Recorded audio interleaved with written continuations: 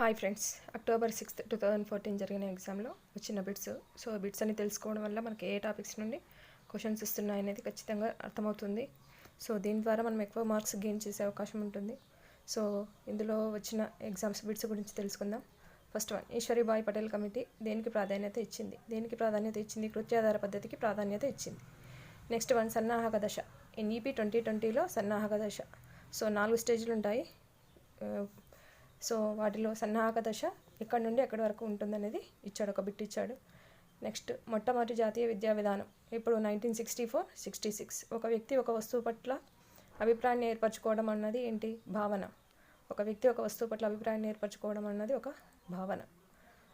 నేను బాగా చదువుకోవాలి అనుకోవడం అంటే తనకు తానుగా ప్రేరేపించుకోవడాన్ని ఏమంటారు? అంతర్గత ప్రేరణ అంటారు. సో నేను బాగా చదువుకోవడం అనేది అంతర్గత ప్రేరణ. డిజావు అనగానేమి? డిజావు అంటే ఏంటి? ఇప్పుడు మనం చూస్తున్న అంశం గతంలో ఎప్పుడో చూసినట్లు మనకు అనిపించడాన్ని డిజావు అంటారు. డిజావు అంటే ఇప్పుడు మనం చూస్తున్న అంశం గతంలో ఇంతకుముందే చూస్తున్నట్లు అనిపించడమే డిజావు. పిఐఈడి ఫుల్ ఫామ్ అడిగాడు. పిల్లలు పనులు స్వతంత్రంగా చేసుకోవడం, స్వతంత్రంగా నిర్ణయాలు తీసుకోవడం ఎరిక్ ఎరిక్సన్ ప్రకారం ఏ దశ? తమకు తాముగా పనులు చేసుకోవడం, స్వతంత్రంగా నిర్ణయాలు తీసుకోవడం అనేది కౌమారదశకు సంబంధించింది. గౌణ అవసరం ఏది? గౌణ అవసరాలు ఏంటివి? ప్రేమ, గుర్తింపు, వాత్సల్యం గౌణ అవసరాలు. ప్రాథమిక అవసరాలు ఏంటివి? ఆహారం, నిద్ర, వస్తువులు, ఆవాసం అంటే ఉండడానికి స్టేయింగ్. సో ఇవన్నీ ప్రాథమిక అవసరాలు. సో ప్రాథమిక అవసరాలు గౌణ అవసరాలు. నెక్స్ట్, ఫ్యూచర్ లెర్నింగ్ అనేది ఏమిటి? 6వ తరగతి విద్యార్థి మ్యాథ్స్ బాగా చదివగలిగినట్లయితే 3వ తరగతి విద్యార్థి నెమ్మదిగా చేయడం ఏ వికాసం క్రమానుగతమైంది. అంతర్గత బాహ్య. నెక్స్ట్, ప్రత్యక్ష నియమం కానిది. మూర్తిమాత నిర్వచనం, అభ్యసన నిర్వచనం. జిఫ్ అనగానేమిటి? అందని ద్రాక్ష పండు పుల్లన అనేది ఏంటి? దేనికి సంబంధించింది? ఏకీకరణం, రక్షక తంత్రాలు. అభినయం, నృత్యం, డాష్ ప్రజ్ఞా రకాలు. ఫ్యూచర్ లెర్న్ అనగానేమి? ఇంటర్నెట్లో ఉపయోగించే లాంగ్వేజ్ ఇంగ్లీష్. హావి కాస్ట్ వికాసక్త్యాలు 1 బిట్. Match the following. పూర్వ భారతదేశ, ఉత్తర భారతదేశ. బదలాయింపు సిద్ధాంతాల్లో ఫస్ట్ది ఏది? అనుకూల బదలాయింపు. అభ్యసన వక్రరేఖలు 1 బిట్ వచ్చింది. స్వాతంత్రానంతరం ఆరోగ్య శాఖ మంత్రి రాజ్కుమారి అమృత్ కౌర్. పొడుపు కథ ముగ్గుకు సంబంధించి. అచ్చులకు మరొక పేరు ఏంటో అడిగాడు. పెదవులతో పలికేవి. ఓష్ట్యాలు. రగణం. గురువు, లఘువు, గురువు. సో రగణానికి సంబంధించి గణాలు గురువు, లఘువు, గురువు. సో ఇవి ఇక్కడ వచ్చిన క్వశ్చన్స్. ప్రత్యక్ష నియమం కానిదేది? మూర్తిమత్వం. అభ్యసన నిర్వచనం. జిఫ్ అనగానేమి? అంటే ఐసీటీకి సంబంధించింది. రక్షక తంత్రాలకు సంబంధించి ఒక క్వశ్చన్ వచ్చింది. ప్రజ్ఞా రకాలకు సంబంధించి 1 క్వశ్చన్ వచ్చింది. నెక్స్ట్, ఆవి కాస్ట్ వికాస కృత్యాలకు సంబంధించి 1 బిట్. పూర్వశైశవ దశ, పూర్వ బాల్య దశ, ఉత్తర బాల్య దశ దశలకు సంబంధించి 1 బిట్. అభ్యసన బదలాయింపులు. అనుకూల బదలాయింపు, ప్రతికూల బదలాయింపు. సో అందులో ఫస్ట్ది ఏది అన్నాడు? అనుకూల బదలాయింపు. అభ్యసన వక్రరేఖల గురించి కూడా 1 బిట్ వచ్చింది. సో ఏ విధంగా ఉంటాయి అభ్యసన వక్రరేఖలు అనేటివి? చాంచల్య దశలో ఏ విధంగా ఉంటుంది? పీఠభూమి దశలో ఏ విధంగా ఉంటుంది? ఈ విధంగా అడిగాడు. స్వాతంత్రానంతరం ఆరోగ్య శాఖ మంత్రి రాజ్కుమారి అమృత్ కౌర్. పొడుపు కథ ముగ్గుకు సంబంధించి. అచ్చులకే మరో పేరు ఏముంటుందో అది కూడా అడిగాడు. పెదవులతో పలికేవి ఓష్ట్యాలు. రగణం, గురువు, లఘువు, గురువు. సో అంటే ఇక్కడ 2 మార్క్స్ వచ్చాయి. అచ్చులు, ఓష్ట్యాలు అని 2 మార్క్స్ అడిగాడు. నెక్స్ట్, భూతకాల సమాపక క్రియావాక్యం ఏది అనేది 1 బిట్ అడిగాడు. దీపం యొక్క వికృతి. దీపం అంటే ఏంటి? వికృతి. దివ్వే. దళం పర్యాయ పదాలు. సేన, సైన్యం, దండు. నా బాల్యం ఇతివృత్తం ఏంటి? కళలు.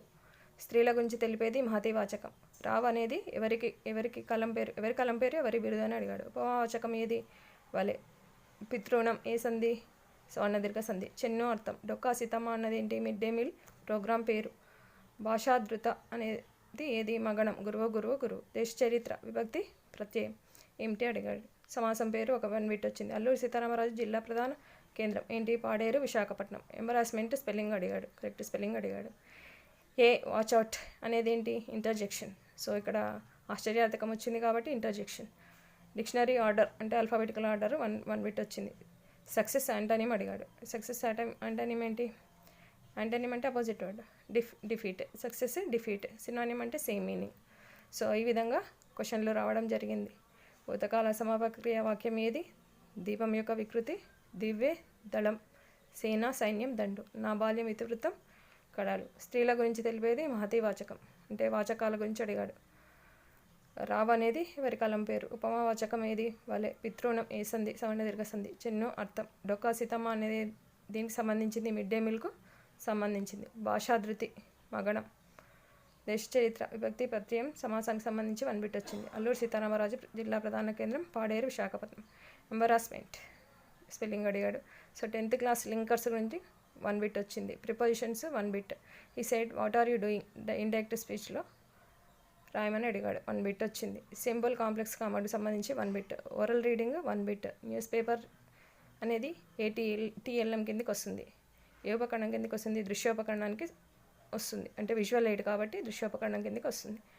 Use of direct method use ఏంటి? దీన్ని న్యాచురల్ మెథడ్ అంటారు.